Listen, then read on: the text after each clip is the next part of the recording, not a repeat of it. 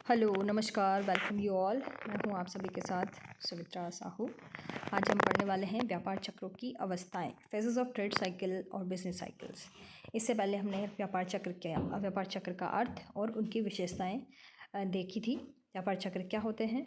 उत्पादन, आय, रोजगार और कीमत स्तरों में जो हमें आवर्ती रूप में जो उतार चढ़ाव देखने को मिलते हैं उनको हम व्यापार चक्र कहते हैं। इसकी विशेषताएं हमने देखी थी। सिंक्रोनिज्म, समक्रमिकता होती है, अंतर्राष्ट्रीय प्रकृति के होते हैं, आवर्ती और नियमित रूप से होते हैं। हम इस तरह से ये कुछ विशेषताएं हमने देख ली थी। अब हम बात करते हैं कि फेजेस कौन कौन से हो सकते हैं। तो इनके जो फेजेस हैं उनको अलग अलग इकोनॉमिस्ट ने अलग अलग नाम दिए हैं। लगभग सिमिलर ही है लेकिन नाम थोड़े अलग हैं। जैसे के बोल्डिंग की बात करें तो इन्होंने 5 अवस्थाएं बताई है। अवसाद, डिप्रेशन, उसके बाद रिकवरी, अब बिल्कुल डिप्रेशन में के जाने के बाद वापस रिकवरी स्टार्ट हो, पुनरुद्धार, उसके बाद बूम की स्थिति, अभिवृद्धि, उसके बाद जब वापस इकोनॉमी वापस नीचे गिरने लगे या उसकी वृद्धि दर कम होने लगे तो रिसेशन, अवरोध की स्थिति, और एक उन्होंने बताया पूर्ण रोजगार या फुल एम्प्लॉयमेंट। तो ठीक है, इसमें बोल्डिंग ने जो इसका विभेद किया, उन्होंने एक पूर्ण रोजगार फुल एम्प्लॉयमेंट की लाइन मानी। उससे पहले यहाँ डिप्रेशन का फेज़, उसके बाद ये रिकवरी का फेज़, उसके बाद ये बूम का phase, this is recession, this is depression. तो ये एक पूरा उन्होंने एक चक्र, व्यापार चक्र की 5 अवस्थाएं इस तरह से बताई। आगे हम देखेंगे भी डायग्राम में। जैसे ये रहा, ये रिकवरी, ये फिर boom period, recovery, boom period, उसके बाद रिसेशन पीरियड, फिर डिप्रेशन पीरियड। ठीक है, और ये जो अवस्था थी फुल एम्प्लॉयमेंट वाली अवस्था, पूर्ण रोजगार की। इस तरह से के बोल्डिंग ने 5 अवस्थाएं बताई। फिर हम बात करते हैं एस्टे के मतानुसार व्यापार चक्र की 4 अवस्थाएं हैं, जिसको उन्होंने नाम दिया एक्सपेंशन, दूसरा रिसेशन, कॉन्ट्रैक्शन और पुनर्जीवन या रिवाइवल। देखो इसको भी हम देख लेते हैं।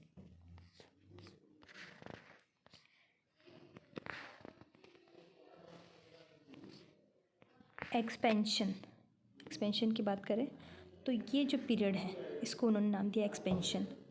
ये जो पीरियड था उसको नाम दिया कॉन्ट्रैक्शन।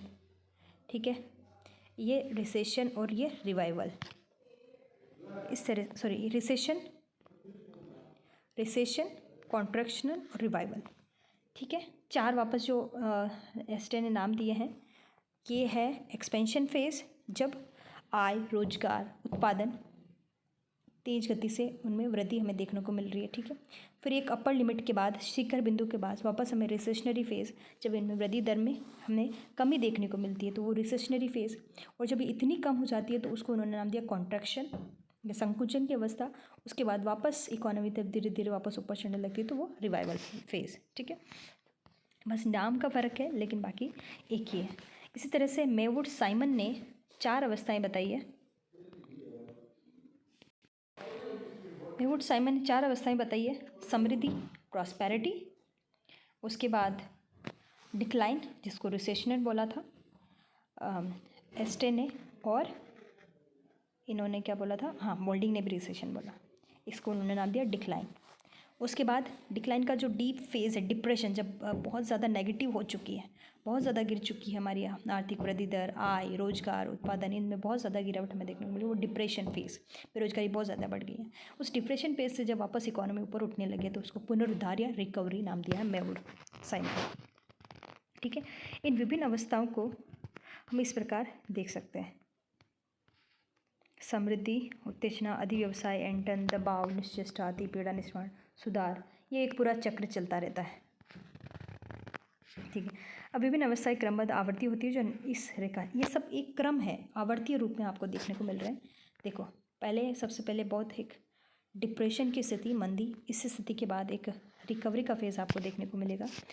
रिकवरी के फेज़ के बाद एक ये फुल एम्प्लॉयमेंट लाइन, या इसको एक आधार लाइन हम बोल सकते हैं, जो हमारी इकोनॉमिक ग्रोथ की बढ़ती हुई ग्रोथ को दिखा रही। देखो इसमें भी अलग अलग इकोनॉमिस्ट ने अपने अपने पर्सपेक्टिव दिए हैं कि जिन्होंने स्थिर वृद्धि दर की अवधारणा के आधार पर व्यापार चक्र को एक्सप्लेन किया है, और कुछ अर्थशास्त्रियों ने बढ़ती हुई आर्थिक वृद्धि में व्यापार चक्रों को एक्सप्लेन किया। तो यहाँ पर हम देख रहे हैं ये एक आर्थिक वृद्धि दर के एक बढ़ते हुए फेज़ में हम व्यापार चक्र देख रहे हैं, जिसमें ये पहले देखो जब बहुत मंदी की स्थिति है, मंदी की स्थिति से जब इकोनॉमी धीरे धीरे उसको वापस रिवाइव होने लगती है, मतलब बहुत मंदी से धीरे धीरे उसमें वृद्धि की स्थिति हमें देखने को मिलती है, तो उसको फेज़ को रिकवरी बोल रहे हैं।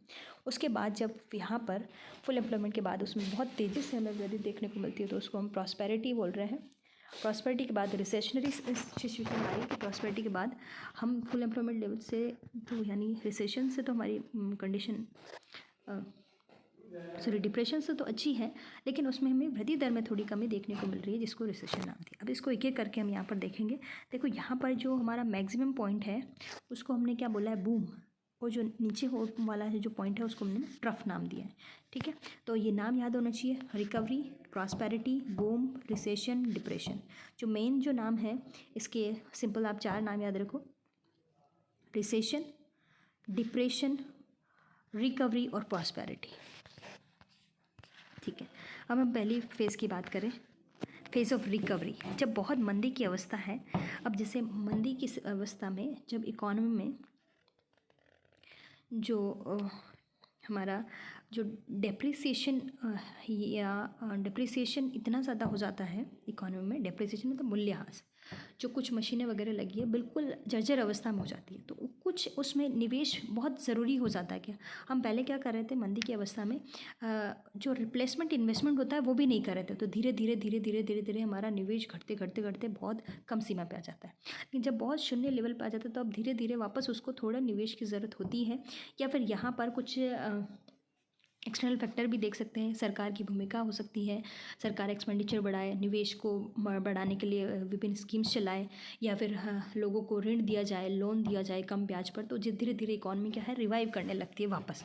कुछ एक्सोजीनियस फैक्टर भी हो सकते हैं, कुछ एंडोजीनियस फैक्टर भी हो सकते हैं कि इकॉनमी ऑटोमेटिकली जब डेप्रिसिएशन के बराबर भी निवेश नहीं हो पा रहा है, तो एक लेवल पर आकर धीरे निवेश बढ़ाना ही पड़ेगा और वापस इकोनॉमी को गुणक और त्वरक प्रभाव से वापस रिकवर करने लगेगी, ठीक है। तो उत्पादन बढ़ने लगेगा धीरे धीरे, है ना, रोजगार बढ़ेगा, आय और मांग मूल्य विनियोग में वृद्धि धीरे धीरे हमें देखने को मिलेगी अर्थव्यवस्था में, जिसको हमने एक रिकवरी फेज बोला है, ठीक है।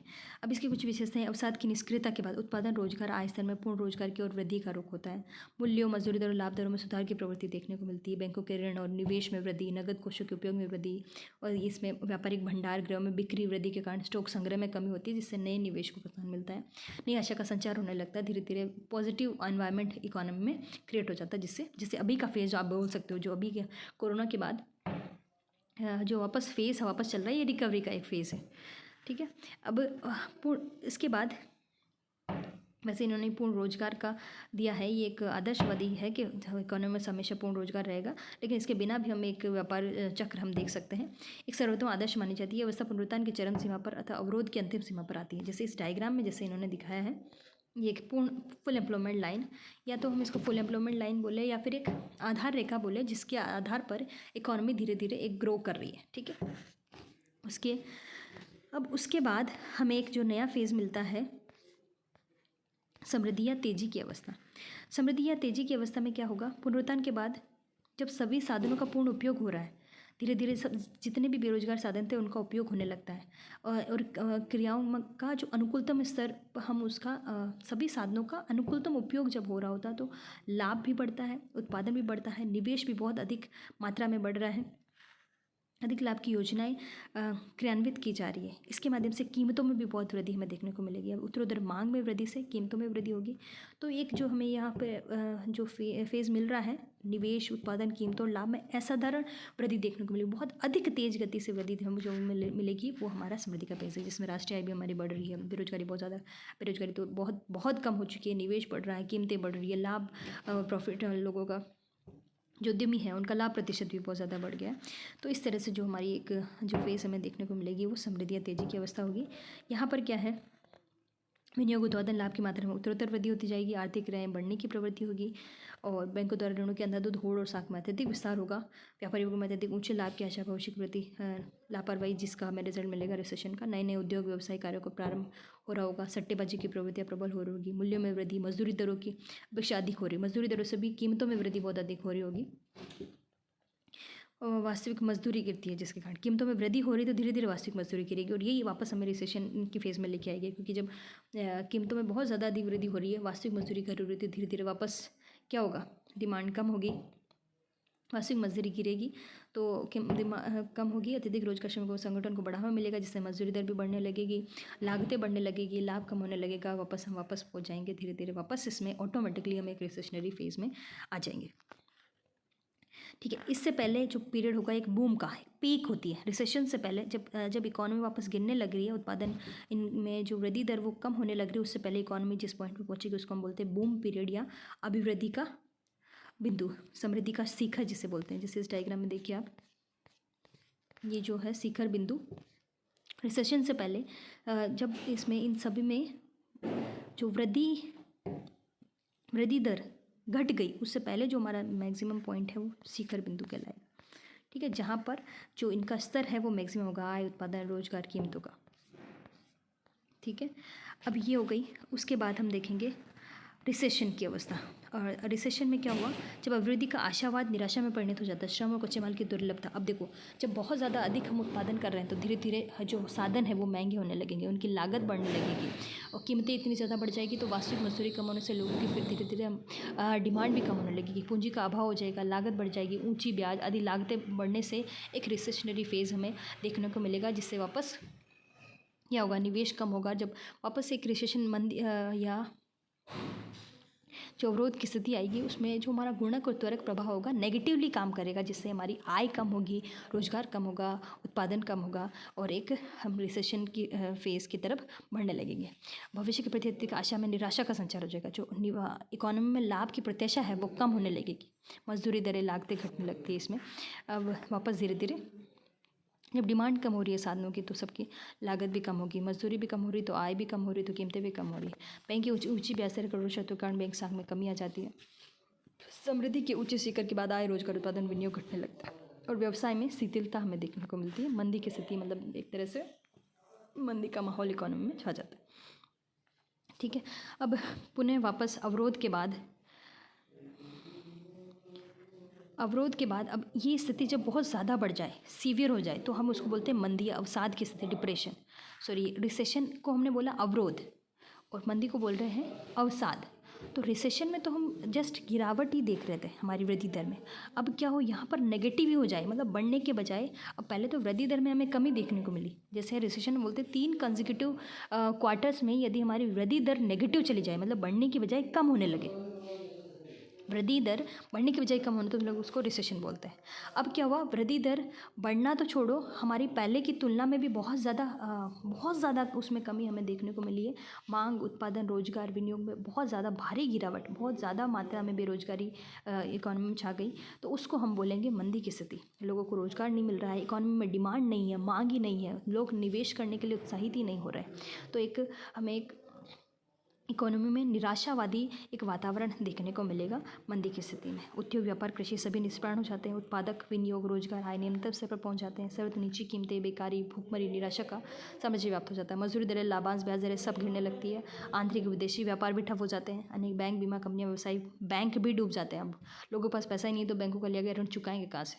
ठीक है, तो जो 2008 की मंदी आई थी वो ऐसा ही माना जाता है कि इकोनॉमी में जो बैंकिंग व्यवस्था है वो वहाँ पर लगभग वो कोलैप्स होने लगी थी। जिन्होंने बहुत ज़्यादा सब प्राइम लोन दिए थे वो उनको चुका नहीं पाए थे, इस कारण से वहाँ की जो रिसेशनरी अवस्था थी वो पूरे वहाँ की जो 2008 में जो मंदी की स्थिति आई वो पूरे विश्व को उसने प्रभावित किया था। जैसा कि हमने देखा था कि ये जो जिस तरह से इनका नेचर होता है, इस तरह से ये चारों अवस्थाएं हमने यहाँ पर देखी, जिसको बस आप 4 फेज़ में बता सकते हैं: रिकवरी, प्रॉस्पेरिटी, रिसेशन और डिप्रेशन। उसमें आप बूम और ट्रफ एक ऐसा पॉइंट है, इसके बाद इकोनॉमी रिकवरी की फेज़ की तरफ जाने लगती है। एक बहुत न्यूनतम बिंदु है ये ट्रफ, अधो बिंदु है, उसके बाद इकोनॉमी में हमें थोड़ा सा सुधार देखने को मिलता है। ठीक है, इस तरह से ये आपके व्यापार चक्र की चारों जो अवस्थाएं हैं वो हमने देखी।